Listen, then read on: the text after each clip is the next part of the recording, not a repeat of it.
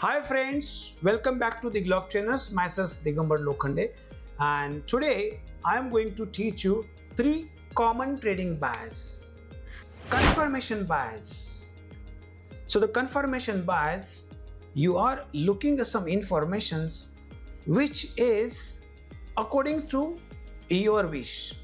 Example, when you have purchased some things, when you have a positions, you always expect that these positions will go according to your plans, or this will go profit only. So that's called a confirmation bias.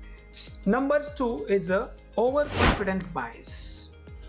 When you trade something and it's go according to your plans, then you become the overconfident, and assuming that you keep trading number of lots, and finally what happened, because of your trading based on the emotions, one wrong trades wipe out your all the capitals. Third bias is loss aversion bias. The loss aversion bias is something you already have a positions and that position is going down. I'll give the one example. Suppose you have bought something at 100 levels, that 100 becomes 90, you still holding, you don't want to exit with the losses. That 90 becomes 80 and that 80 becomes again 70. You are not accepting the losses. See, in the market, the loss is inherent in the markets.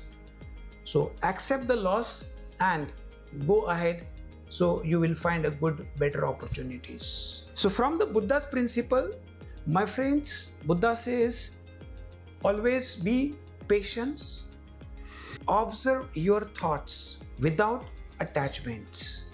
There is nothing called permanence.